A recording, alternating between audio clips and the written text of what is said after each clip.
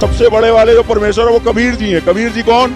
जो खुद गोविंद के पुजारी थे। ना तो आप पवित्र गीता जी की मान रहे हो, ना ही आप अपने आराध्य श्री रामचंद्र जी की मान रहे हो। तो अथर्ववेद 11:7-16 में लिखा है ब्रह्मचारी आचार बनता है। ये मंद बुद्धि हर जगह लग जाता है इन्हीं श्लोकों को दोहराने। तो क्या अब भी आप कहोगे कि शंकराचार्य ब्रह्मचारी थे? समर्थ का हुक्म चलता है इस जग में, तुम उनकी गति जानत नहीं, यानी हनुमान जी को कबीर साहब कह रहे हैं। स्थित विचारधाराओं के आधार पर जो सनातन धर्म बट रहा है, सनातन धर्म बट नहीं रहा है, बल्कि संत रामपाल जी के सानिध्य में एकजुट हो रहा है। आप जैसे लोगों ने धर्म के नाम पर धंधा बना रखा है। मैं आइए अपने बच्चों को लेकर के ब्रेन वॉश कराइए। हाँ, दिमाग की सफाई भी जरूरी है शिवांश भाई, और इसकी सबसे ज्यादा जरूरत तो आपको है। दोस्तों नमस्कार, शंकराचार्य के चेले शिवांश नारायण द्विवेदी के ऊपर ये दूसरी वीडियो है। इस पर हम इसके कुछ और प्रश्नों पर विश्लेषण करेंगे। पिछले वीडियो में हमने इसकी मानसिकता को समझा था और उसके कुछ रटे हुए प्रमाणों का स्पष्टीकरण भी दिया था। अब इन्हीं वीडियोस में इसने अपनी मूर्खता का लेवल बढ़ाते हुए कुछ और मनगढ़ंत बातें कही हैं, जिसका फैक्ट चेक हम इस वीडियो में करने वाले हैं। इसने इसी वीडियो के आगे में बोला है कि गीता जी की कुछ बातें वेदों से मेल नहीं खाती, तो क्या आप उसे मानोगे? अगर गीता में कुछ ऐसा अर्थ निकाला जाएगा गीता के श्लोक का जो वेद विरुद्ध होगा, तो आप मानेंगे उसे? तो अथर्ववेद 11:7-16 में लिखा है ब्रह्मचारी आचार बनता है। मनुस्मृति में 12वें अध्याय के 114 से 12वें अध्याय के 112 से 114 में लिखा है धर्म में संशय होने पर ब्रह्मचारी के पास जाएं, अधिष्ठाता ब्रह्मचारी को बनाएं। इसको मानेंगे कि नहीं? नहीं, इसको नहीं मानेंगे। अथर्ववेद को नहीं मान रहे आप? अथर्ववेद को नहीं मान रहे आप? इसका क्या मतलब है? क्या सारे वेद एक ही श्लोक में टिके हैं क्या? ये मंद बुद्धि बस लगा है अपने आचार्यों, अपने ब्रह्मचारी गुरुओं को सर्वश्रेष्ठ बताने। मेरा परिचय है शिवांश नारायण द्विवेदी, पुरी के शंकराचार्य जी का शिष्य हूँ। तो आइए इस वीडियो में इसकी ब्रह्मचारी वाली ये फड़क सही तरीके से निकाल ही देते हैं। तो इसके लिए सबसे पहले तो आइए आदि शंकराचार्य जी की हिस्ट्री पर चलते हैं। जब एक समय शंकराचार्य जी भारत भ्रमण के दौरान जब काशी में पहुंचे, उन्होंने मशहूर विद्वान कुमारिल भट्ट के शिष्य और मिथिला के पंडित मंडन मिश्र को 42 दिन तक चले शास्त्रार्थ में हरा दिया। इस शास्त्रार्थ के दौरान ही 21वें दिन उभय भारती ने एक ऐसा सवाल पूछा कि शंकराचार्य निरुत्तर ही रह गए। उन्होंने शंकराचार्य से पूछा कि काम क्या है, इसकी प्रक्रिया क्या है और इससे संतान कैसे पैदा होती है। अब शंकराचार्य सवाल की गहराई को समझते हुए नतमस्तक हो गए और उन्होंने उस वक्त अपनी हार स्वीकार कर ली। लेकिन अब मिलेगा शंकराचार्य के इस चेले को इसके सवालों का जवाब कि उसने जो रट्टा लगा रखा था कि गुरु ब्रह्मचारी ही होना चाहिए, तो उसके बारे में देखिए शंकराचार्य जी के कारनामे, जो कि इनकी ही पुस्तकों में लिखा है, जिसका नाम है उभय भारती और शंकराचार्य शास्त्रार्थ महाकाव्य। फिर शंकराचार्य ने उभय भारती के जवाब के लिए उनसे 6 महीने मांगा। कहा जाता है कि इस सवाल का जवाब जानने के लिए शंकराचार्य ने योग के जरिए शरीर का त्याग किया, यानी उनकी आत्मा एक मृत राजा की देह को धारण किया और फिर उसकी पत्नी यानी रानी के साथ कई दिनों तक रहने के बाद काम शास्त्र के बारे में जाना। इसके बाद उन्होंने फिर भारती से शास्त्रार्थ कर उसके सवाल का जवाब दिया। तो यहाँ पे आप समझ रहे हो दोस्तों, शंकराचार्य जी रानी के साथ 6 महीने तक रहे, उसके बाद इनको ज्ञान हुआ काम शास्त्र का। उसके बाद ये फिर पहुंचे उभय भारती से शास्त्रार्थ करने, उनके सवालों का जवाब देने। तो क्या अब भी आप कहोगे कि शंकराचार्य ब्रह्मचारी थे, जबकि उनकी आत्मा जो जीव ही ब्रह्म आप लोग कहते हैं, तो उनका जीव तो किसी और शरीर में प्रवेश करके वो गृहस्थ जीवन का आनंद 6 महीने ले चुका था। ब्रह्मचारी ही आचार बनेगा। उसके बाद भी फिर वो ब्रह्मचारी कैसे रहे? अब ये मत कह के रोने लग जाना कि भाई उनके शरीर ने थोड़ी ना ब्रह्मचर्य तोड़ा था। तो भाई शरीर हो चाहे आत्मा हो, जब आत्मा है अंदर तभी तो शरीर काम कर रहा है। यदि आपके पास ये शक्ति होती तो आप तो किसी भी मृत व्यक्ति के शरीर में प्रवेश करके आनंद ले आते और ये शरीर ब्रह्मचारी ही रहता। तो कहने का मतलब है कि शंकराचार्य के जीव ने भी गृहस्थ जीवन का आनंद ले लिया था। तो ये तो भला लिखित कथाएं हैं, और भी पता नहीं क्या क्या इन्होंने योग विद्या से कर्म किए होंगे, वो तो वही जाने। यदि दोस्तों फिर भी आपको विश्वास नहीं हो रहा तो इस पूरे आर्टिकल का लिंक आपको डिस्क्रिप्शन में दे देंगे। साथ में आप शंकराचार्य और उभय भारती का शास्त्रार्थ यदि आप सर्च करोगे गूगल में, तो आपको ये पुस्तक मिल जाएगी, आप इनको भी पढ़ सकते हैं। और दूसरी बात है कि जिनकी आप भक्ति करने लग रहे हो, श्री ब्रह्मा विष्णु और शिव जी, वो भी गृहस्थी हैं। इस बारे में कबीर जी ने अपनी वाणी में बोला है कि एक ना भूलिया दो ना भूलिया सब संसारी, ब्रह्मा विष्णु शिव जी देख लो ये तीनों देवा घर बारी। और रही बात परमेश्वर के ब्रह्मचारी होने की, तो परमात्मा कबीर साहब जी सदा से ही ब्रह्मचारी हैं। देखिए कबीर साहब जी इन वाणियों में क्या कह रहे हैं। कबीर जी ने कहा है कि जो बूझे सो बावरा, क्या है उम्र हमारी, असंख्य युग पर ले गए तब का ब्रह्मचारी, कोटि निरंजन हो गए परलोक सिधारी। ये निरंजन वही है जो दुर्गा जी का पति है। कोटि निरंजन हो गए परलोक सिधारी, हम तो सदा महबूब हैं स्वयं ब्रह्मचारी।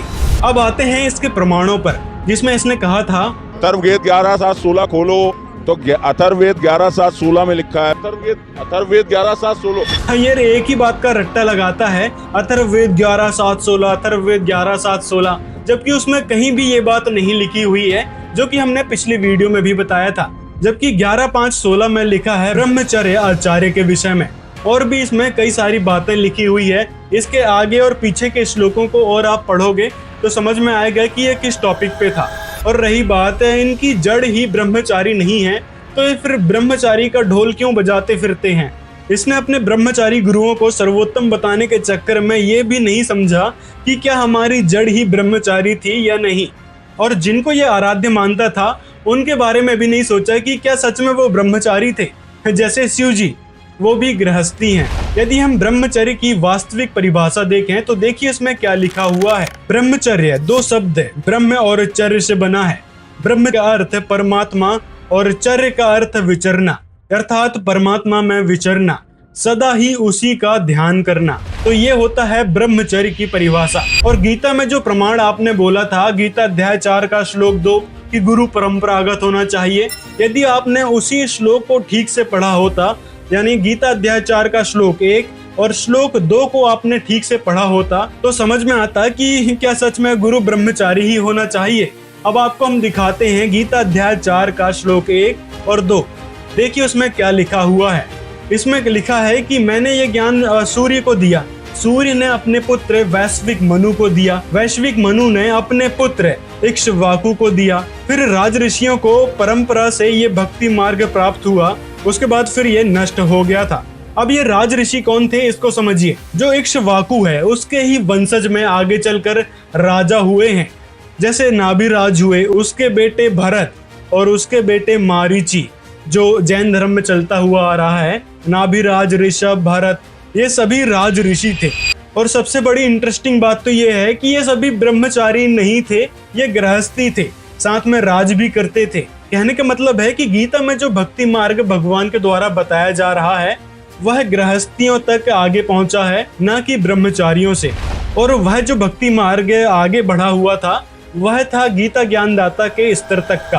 और गीता ज्ञानदाता ने आगे बताया है असली भक्ति मार्ग और तत्व ज्ञान के बारे में। यदि तू वास्तव में तत्व ज्ञान प्राप्त करना चाहता है तो उस तत्वदर्शी संत की शरण में जा, जिसके बारे में गीता अध्याय 4 श्लोक 34 में लिखा हुआ है।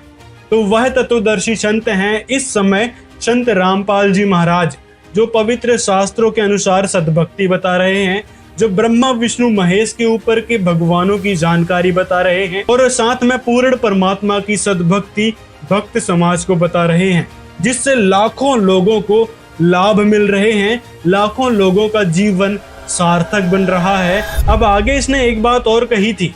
तो प्रैक्टिकल के नियम तो ये है कि राम जब जन्म लेगा तो वशिष्ठ के पास जाएगा, उसके अनुसार धर्म मिलेगा। कबीर अपने गुरु का ज्ञान नहीं दे रहे हैं आपके हिसाब से, वो अपना ज्ञान दे रहे हैं, तो इसका अर्थ क्या हुआ? प्रैक्टिकल का नियम खारिज हो गया। राम ने वशिष्ठ ऋषि को गुरु बनाया, तो फिर वशिष्ठ ऋषि जी ने रामचंद्र जी को कौन सा मंत्र दिया? क्या आपको ये बात पता है? रामचंद्र जी को उनके गुरु के द्वारा ओम मंत्र का जाप दिया गया था, ना कि आपके द्वारा ये मनमाने बताए मंत्र दिए थे। फिर आप क्यों नहीं इन मंत्रों का जाप करते जो रामचंद्र जी को उनके गुरु ने दिया था? क्यों आप लोगों ने इस प्रकार के मनमाने मंत्र बना दिए? और यदि वशिष्ठ ऋषि के बारे में हम आपको बताएं तो वशिष्ठ ऋषि यानी राजा राम जी के गुरु भी ब्रह्मचारी नहीं थे, उनकी पत्नी थी, उनके बच्चे थे, और वशिष्ठ ऋषि की पत्नी का नाम था अरुंधति। तो इसका मतलब है कि आप मनमाना आचरण कर रहे हो, ना तो आप पवित्र गीता जी की मान रहे हो, ना ही आप अपने आराध्य श्री रामचंद्र जी की मान रहे हो। बस एक ही रटना लगाए हुए हो कि गुरु ब्रह्मचारी होना चाहिए। कोई सेंस है इस बात का? आप ये कह रहे हैं कि रामानुजाचार्य परंपरा से रामानंदाचार्य तक जो ज्ञान आया वो कबीर जी ने नहीं दिया, अपने पास से नया ज्ञान दिया, क्योंकि वो स्वयं परमेश्वर हैं। अगर ज्ञान अगर बदल गया तो वो सनातन ज्ञान कहाँ से रहा? इसके लिए सबसे पहले इस मंद बुद्धि को चाहिए कि कबीर साहिब जी द्वारा लिखे गए सदग्रंथों को ठीक से पढ़ें, उनकी जीवनी को समझें, उसका गहन तरीके से मंथन करें और जैसे कि उस भक्त ने बताया था वो भी करके देखें। आप बनारस चले जाओ और रामानंद जी के आश्रम चले जाओ, वहाँ पता कर लो। देखिए उनकी गद्दी रामानंद जी के बाद उनकी गद्दी पर कौन बैठा, बस खत्म। जी वो खुद कबीर साहब को बताएंगे। तो कहने का मतलब है कि कबीर साहिब जी ने गुरु परंपरा को बनाए रखने के लिए रामानंद जी को गुरु बनाया था, कि आगे चल के कोई ये ना कहे कि कबीर साहिब जी का कौन सा गुरु था और गुरु क्यों बनाना जरूरी है, हम तो कबीर जी की भक्ति ऐसे ही कर सकते हैं। तो इसीलिए कबीर साहिब जी ने गुरु धारण किया, रामानंद जी को अपना ज्ञान समझाया, जिसके बारे में देखिए इस आर्टिकल में क्या लिखा हुआ है। रामानंद जी की आध्यात्मिक यात्रा तब शुरू हुई जब 5 वर्ष के लीलामय शरीर में कबीर जी से रामानंद जी को ज्ञान प्राप्त हुआ। ज्ञान प्राप्ति के बाद वे ऐसे आचार्य हुए जिन्होंने भारत वर्ष में कबीर जी द्वारा दिए गए शास्त्र अनुकूल ज्ञान का प्रचार किया। यानी कबीर साहिब जी ने रामानंद जी को जो ज्ञान समझाया था, उसके बाद रामानंद जी ने उसी ज्ञान का प्रचार किया, न कि अपने पुराने ज्ञान का। कबीर साहिब के मिलने से पहले रामानंद स्वामी जी ने क्षेत्रीय रूप से वैष्णव वैरागी संप्रदाय की स्थापना की थी, जो आज रामानंद संप्रदाय के नाम से प्रसिद्ध है। तो ये थी स्वामी रामानंद जी को कबीर साहिब जी द्वारा गुरु बनाए जाने की वास्तविकता। उम्मीद है ये कॉन्सेप्ट आपको क्लियर हो गया होगा। यदि नहीं हुआ है तो डिस्क्रिप्शन में एक वीडियो का लिंक आपको मिल जाएगा, जिसमें संत रामपाल जी महाराज ने बखूबी से समझा रखा है। उस वीडियो को आप देख सकते हैं। कि गुरु ने जो ज्ञान उनको दिया था वो गुरु का ज्ञान उन्होंने आगे नहीं बढ़ाया, उन्होंने अपना ज्ञान दिया। फिर ऐसे तो आपको भी पहली क्लास में ही रहना था, आपने क्यों पहली, दूसरी, 5वीं, 10वीं, 12th ग्रेजुएशन क्यों करी आपने? इसी प्रकार रामानंद जी के पास जो ज्ञान था वो पिछली क्लासों का था, और कबीर साहिब जी ने जो ज्ञान दिया था उसमें पहली से लेकर PhD तक का ज्ञान था। तो रामानंद जी ने उनके ज्ञान को स्वीकार किया। उसके बाद रामानंद जी उनके देखा देखी रूप से गुरु रहे, लेकिन वास्तव में वो कबीर साहिब जी की बातों को ही फॉलो करते थे, उनके ज्ञान का ही प्रचार करते थे। और एक सीक्रेट बात आपको बताऊं, कबीर साहिब जी ने रामानंद जी को अपना वास्तविक स्थान भी दिखाया था, जो कि सतलोक था, जिसके बारे में ये 2D एनिमेशन बनी हुई है। आप इस वीडियो को भी देख सकते हैं, सर्च कीजिए रामानंद और कबीर साहिब जी ज्ञान गोष्ठी। और मेरा कार्य बस इतना है कि जो तथाकथित विचारधाराओं के आधार पर जो सनातन धर्म बट रहा है, सनातन धर्म बट नहीं रहा है, बल्कि संत रामपाल जी के सानिध्य में एकजुट हो रहा है। आप जैसे लोगों ने धर्म के नाम पर धंधा बना रखा है और हिंदू मुस्लिम को लड़ाकर लोगों को बांटने लग रहे हो। यदि ढंग से आपने संत रामपाल जी के द्वारा लिखित किताबों को पढ़ा होता या उनके ज्ञान को ही सुना होता, तो आपको समझ में आता कि संत रामपाल जी महाराज का सभी धर्मों के प्रति क्या उद्देश्य है, उनकी क्या राय है। अब ये कलयुग में अध्यात्म मार्ग को कोई उठा नहीं सकेगा, भक्ति कोई करियो चाहे ना करियो। और भक्ति करेंगे, क्योंकि भक्ति के लिए तो सभी हम बढ़ते चले गए। पहले हम हिंदू बने, फिर ईसाई बने, फिर मुसलमान बने, फिर सिख बने। हम भगवान के लिए बढ़ते जा रहे हैं। अब राधा स्वामी बने, कोई निरंकारी बने। तो ये हम क्यों बने? क्योंकि परमात्मा के लिए डिवाइड हुए हम। अब फिर एक होंगे, जब ज्ञान एक हो जाएगा, भगवान एक सामने आ जाएगा, हम फिर से एक होंगे। हम मानव हैं, जीव हमारी जाति है, मानव धर्म हमारा। हिंदू मुस्लिम सिख ईसाई कोई धर्म नहीं है न्यारा। ये आपके एक दिन हृदय में जगह बन जाएगी इसकी सच्चाई के साथ। एक तो फॉर्मेलिटी होती है, सच्चाई के साथ आप इसको स्वीकार करोगे कि हम भिन्न नहीं हैं। कलयुग से पहले आप पिछली हिस्ट्री देख लीजिए, अपने इतिहास बहुत लंबे चौड़े हमारे पास रखे हैं। कोई धर्म अलग नहीं था, द्वापर तक कोई भी मजहब नहीं था, 4 वर्ण अवश्य थे। अभी कलयुग में काल को पता था कि ये कहीं मेरे जाल से निकल ना जावे, इसलिए कई मजहब बना दिए। आपस में लड़ो मरो कटो, अपने अपने धर्म को उत्तम बताओ। कहते हैं कोई कहे हमारा राम बड़ा है, कोई कहे खुदाई रे, कोई कहे ईसा मसीह बड़ा है, ये बाटा रहे लगाई रे, कोई कहे ईसा मसीह बड़ा है। कहते इस प्रकार ये अलग अलग से बांटे बैठे हैं कोई नो कहे हमारा राम बड़ा है, दूसरे कहे हमारा खुदा बड़ा है, कोई कहे ईसा मसीह बड़ा है, कहते नो बाटे बैठे अलग अलग। नहीं होगा, क्योंकि आपकी जो विचारधारा है, आपने अभी कहा मैं वेद को नहीं मानूंगा, आपने कहा अथर्ववेद 11:7-16, मैंने कहा। ये मंद बुद्धि हर जगह लग जाता है इन्हीं श्लोकों को दोहराने। अरे भाई, पवित्र श्रीमद् भागवत गीता चारों वेदों का सार है। तो ये जो सार है ये आप मान रहे हो, मुझे सिद्ध तो करो इसको कि ये सार है उसका। ये बात हम ही नहीं कह रहे हैं, आपके गुरु शंकराचार्य भी यही बात कहते हैं। शंकराचार्य जी, हमने सुना है कि चारों वेद वाला ज्ञान ही श्रीमद् भगवत गीता में संक्षिप्त करके कहा गया है, क्या आप सहमत हैं? तो महाभारत में भी लिखा है, सर्वोपनिषदो गावो दुग्धा गोपाल नंदना। वेदों का तात्पर्य, वेदों का जो शिरोभाग उपनिषद है उसमें सन्निहित है। उपनिषदों का मंथन करके श्रीमद् भगवत गीता की अभिव्यक्ति हुई है। इसका मतलब है कि आपने ही अपने गुरु का ज्ञान सही से नहीं सुना और लगे हैं मनमानी बातें करने, अपना ढमढमा पीटने। हिंदुओं को अपना ब्रेन वॉश कराना है तो लखनऊ महोत्सव में आइए, अपने बच्चों को लेकर के और ब्रेन वॉश कराइए। हाँ, दिमाग की सफाई भी जरूरी है शिवांश भाई, और इसकी सबसे ज्यादा जरूरत तो आपको है। आपके दिमाग में जो अड़ंगा भर रखा है उसकी सफाई तो सबसे पहले आपको ही करवाना चाहिए। सुनना शुरू करो फिर संत रामपाल जी के मंगल प्रवचन, ताकि आपके दिमाग में जो अशुद्धियां भरी पड़ी है वो सही तरीके से साफ हो सके। मैं कहना चाहूंगा माननीय योगी जी से कि उनको क्यों अनुमति दी जाती है जब वो कहते हैं ब्रह्मा विष्णु महेश के पिता कोई और है। मैं भी माननीय योगी जी से कहना चाहूंगा कि ऐसे अज्ञानी धूर्तों को खुला नहीं छोड़ना चाहिए, जो कुछ एक श्लोकों को रटकर और अपने आप को विद्वान समझने लगते हैं। दुर्गा के जो पति हैं वो शिवजी नहीं है, वो कोई और है जिसका नाम ब्रह्म है, ये वो ब्रह्म नहीं है। ये मंद बुद्धि बेटे को ही बाप बनाने में तुला हुआ है। दुर्गा के जो पति हैं वो शिवजी नहीं है। यही होता है जब इनके गुरुओं को शास्त्रों का वास्तविक ज्ञान ना हो। इसके गुरु ने इसको बोल दिया कि शिव जी जो है दुर्गा जी के पति हैं, बस उसी को मान के बैठ गया, और इसके पीछे जो इतने सारे सदग्रंथ इसने लगा रखे हैं उनको एक बार भी पढ़कर नहीं देखा कि वास्तव में सच्चाई क्या है। हमने पिछले वीडियो में दिखाया था ब्रह्मा विष्णु महेश और देवी दुर्गा जी के बारे में। यदि आपने वह वीडियो नहीं देखा है तो डिस्क्रिप्शन में लिंक मिल जाएगा, वीडियो को आप देख सकते हैं। वो कोई और है जिसका नाम ब्रह्म है, ये वो ब्रह्म नहीं है जो खुद ही जीव जगत और जगदीश्वर के रूप में प्रकट होता है, वो ब्रह्म नहीं है, ध्यान रखिएगा। ये कोई अलग ब्रह्म नहीं है, ये वही ब्रह्म है भाई, जिसने गीता का भी ज्ञान दिया और साथ में शिव महापुराण में सदा शिव के रूप में ब्रह्मा और शिव जी के बीच में एक स्तंभ स्थापित किया था।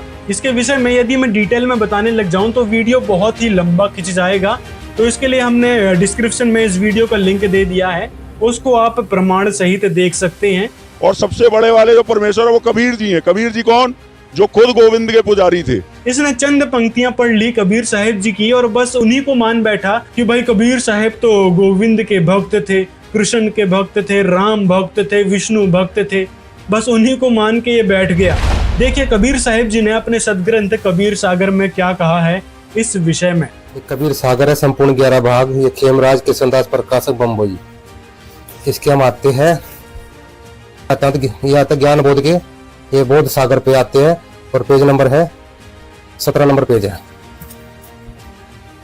ये कबीर वचन कबीर साहब कहते आ रहे हैं कि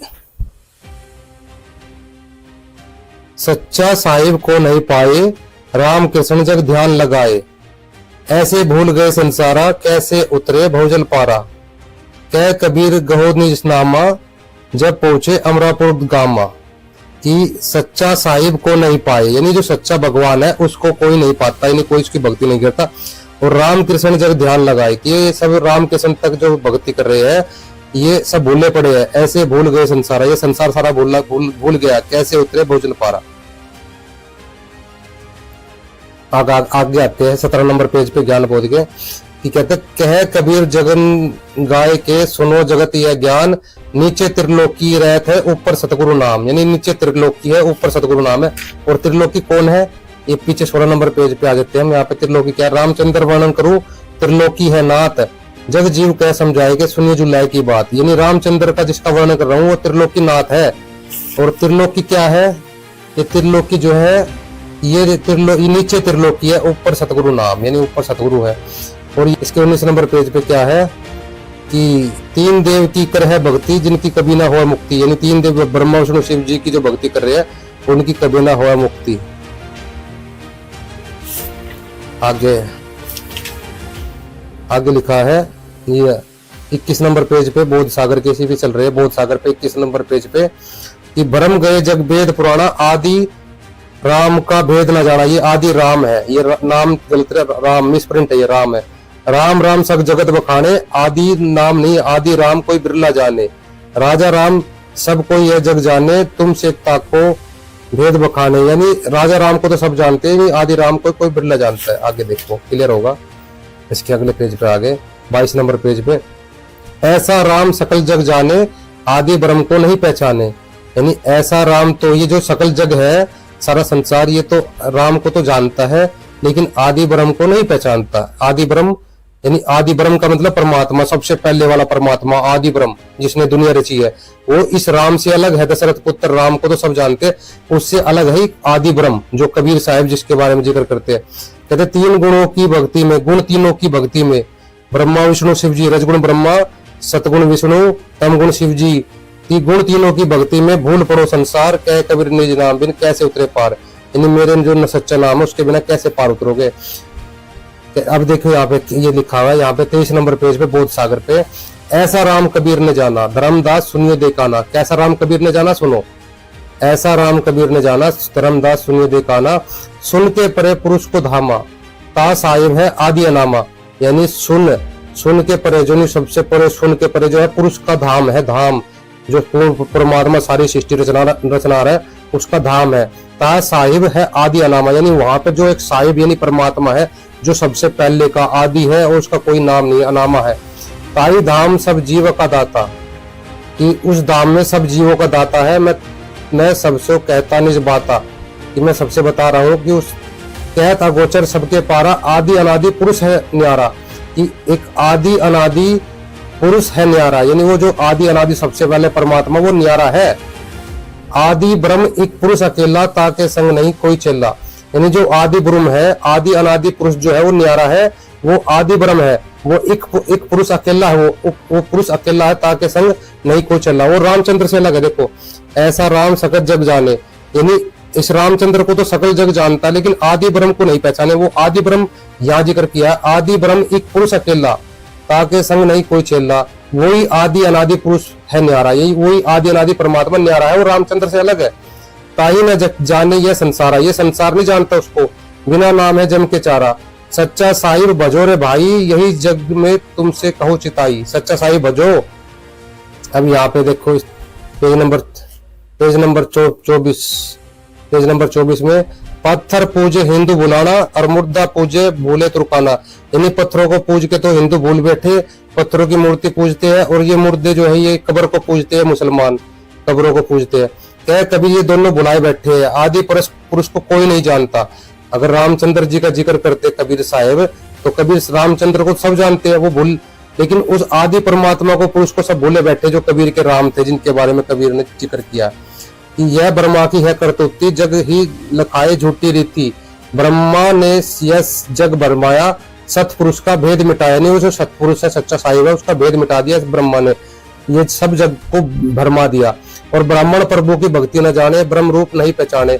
जो ब्राह्मण है वो प्रभु की भक्ति नहीं जानते और ब्रह्म रूप नहीं पहचानते। अगर रामचंद्र जी के बारे में कबीर जी कहते तो सभी ब्राह्मण तो रामचंद्र जी की भक्ति बता रहे, सभी जानते हैं उनको तो, लेकिन यहाँ कबीर जी क्यों कह रहे ब्राह्मण प्रभु की भक्ति नहीं जाने, ब्रह्म रूप नहीं पहचाने। तो इससे सिद्ध होता है कि वो जो ब्रह्म है वो परमात्मा सतपुरुष है, वो राम से अलग है। और दिखाते हैं और क्लियर करते, यहाँ देखिए लिखा, सत साहिब है सबसे न्यारा, ताही जपे होवे भव पारा। सत साहिब सबसे न्यारा है, उसको जपेगा जो वो भव से पार होगा। रामचंद्र जी से अलग है, वो सबसे न्यारा है। ये देखिए बोध सागर और ज्ञान बोध में लिखा हुआ है, यहाँ कबीर साहब जो है चारों युग में आए।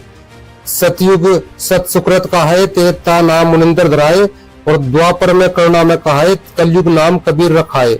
यानी जो कबीर साहब है वो सतयुग में सत सुकृत कहाए थे, और त्रेता में मुनिंदर नाम से आए थे, द्वापर में करुणा नाम से आए थे, कलयुग में कबीर नाम से आए थे। यानी चारों युगों में कबीर साहब आए हैं। उस कबीर सागर के अंदर जो है कबीर की चारों युगों की लीलाओं का वर्णन है कि कबीर ने सतयुग में कौन सी लीला की, त्रेता में कौन सी लीला की, द्वापर में कौन सी लीला की और कलयुग में कौन सी लीला की। सभी लीलाएं इस कबीर सागर में कबीर साहिब की लिखी हुई है। तो अभी हमारे पास टाइम नहीं है, आप इसको खरीद कर पढ़ सकते हो, कबीर साहिब की चारों युगों की लीलाओं को देख सकते हो, पढ़ सकते हो। तो रामचंद्र जी तो खाली त्रेता में आए थे, और कोई पूछने वाला आए हो तो सतयुग में कौन से राम थे? सतयुग में सतसुकृत कहा है और त्रेता में मुनिंदर दराए और द्वापर में करुणा में कहा है, कलयुग नाम कबीर दराए। अब कोई पूछने वाला हो इनसे, इन अज्ञानियों से, कथावाचकों से कि कबीर तो भाई सतयुग में भी था, सतसुकृत नाम से आया था, तो सतयुग में तुम्हारे रामचंद्र जी कहाँ थे? तो सतयुग में कौन से राम की भक्ति करते थे कबीर साहब? दशरथ पुत्र राम तो तब पैदा भी नहीं हुए थे। अब यहाँ आ जाते हैं, अब हनुमान बोध पे आ जाते हैं। हनुमान बोध पे जैसे कि हमने बताया कबीर साहब चारों युगों में आए हैं, तो हनुमान जी को भी मिले थे कबीर साहब, त्रेता में मुनिंदर नाम से आए थे। तो इसमें लिखा हुआ है 114 नंबर पेज पे हनुमान बोध के, और इस बोध सागर में आ जाते हैं यहाँ पे। तो कबीर साहब, कबीर जी कहते हैं यानी मुनिंदर रूप में जब आए थे, कह कबीर सुनो धर्मनी आए त्रेता युग में हनुमत चिताए, यानी कबीर साहब बता रहे त्रेता युग में मैंने हनुमान को बताया, चिताया। कह मुनिंदर सुनो हनुमाना, तुमको अगम सुनाऊं ज्ञाना, तुम्हें आगे ज्ञान बताता हूँ मैं, सतपुरुष की कथा सुनाऊं, अगम अपार भेद बताऊं, यानी आगे का भेद बताता हूँ। हनुमान जी कह रहे कबीर साहब, ताकि गति तुम जानत नहीं जो पुरुष पूर्ण सब माही, कि उसकी गति को तुम नहीं जानते जो पूर्ण परमात्मा है, जो सब तरह से पूर्ण है।